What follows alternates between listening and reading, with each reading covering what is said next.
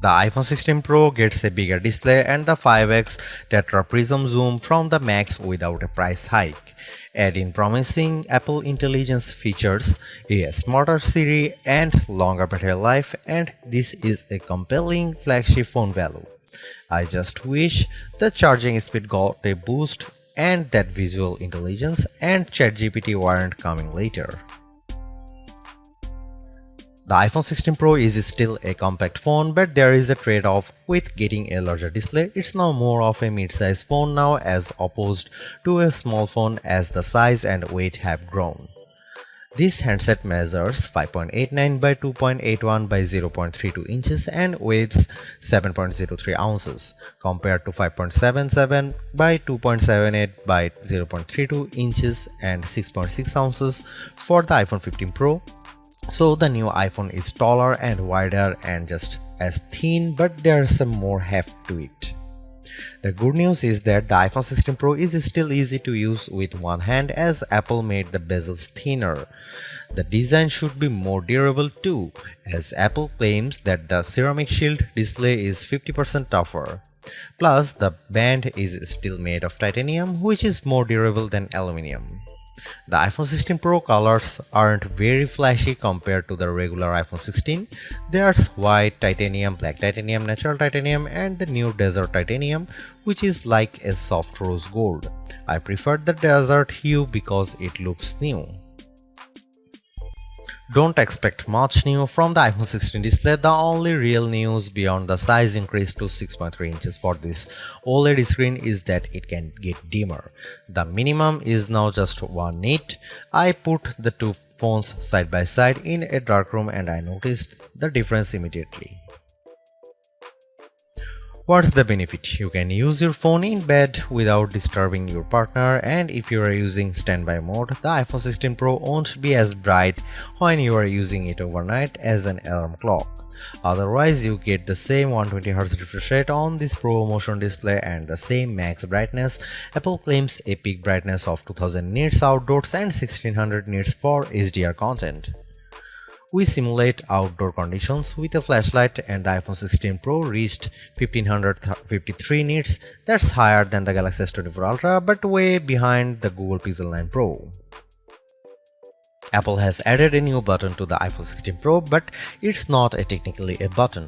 The camera control is a recessed capacitive switch that provides haptic feedback. Press once to launch right into the camera and press again to snap a photo. It's simple and works well in landscape and portrait mode. I found it easy to launch straight into the camera and I like that you can press and hold the camera control to record a video. Though, if you take your finger off the button, the video stops. I wish you could customize that. The camera control has a lot of tricks, including the ability to zoom in and out by sliding your finger left and right on the button, and a soft double press launches a mini menu. You can scroll through to tweak things like exposure, depth, and choose photographic styles. There's a learning curve to camera control, but I'm glad that it's an option. Plus, this frees up the action button on the left side of the iPhone 16 Pro for programming other shortcuts. The iPhone 16 Pro has a few key upgrades that I appreciated during my testing. There's a sharper 48MP ultra-wide camera, a faster 48MP main fusion camera with zero shutter lag, and the 5x tetra prism zoom borrowed from the Pro Max series.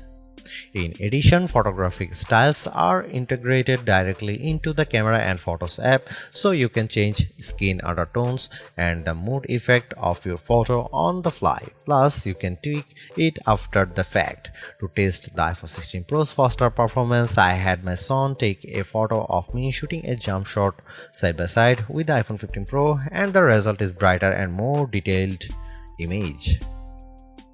How does the iPhone 16 Pro compare to the best camera phones? I shot a number of pictures using the iPhone 16 Pro alongside the Samsung Galaxy S24 Ultra and the Google Pixel 9 Pro XL to find out.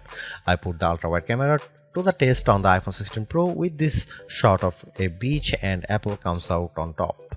The colors are more natural through the iPhone versus the Galaxy S24 Ultra, and Samsung's peak looks distorted on the right side by the flowers. Here are some camera samples of iPhone 16 Pro.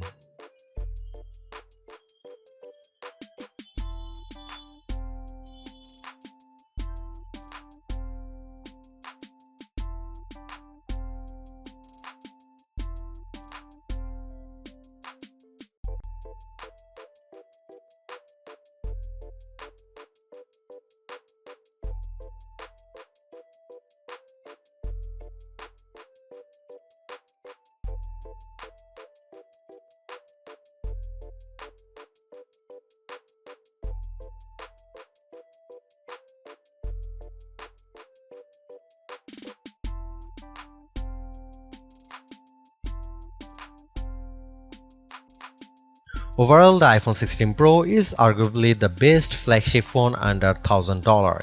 You get the same excellent cameras as the iPhone 16 Pro Max for $200 less, and I think the screen is big enough at 6.3 inches while being easy to use with one hand. I also like the improved battery life, handy camera control, and compelling audio mix feature for videos. The Apple Intelligence capabilities such as writing tools, the new Siri, and cleanup show promise, but some of the more exciting features like ChatGPT integration, image background, and the Google Lens like visual intelligence are coming later.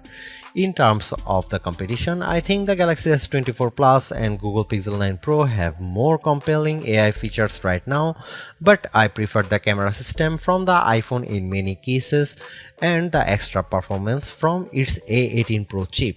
Should you upgrade to the iPhone 16 Pro? If you have an iPhone 13 Pro or older phone, I'd say yes. And if you have an iPhone 14 Pro, I'd say wait to see how well Apple Intelligence works once it fully rolls out before you buy.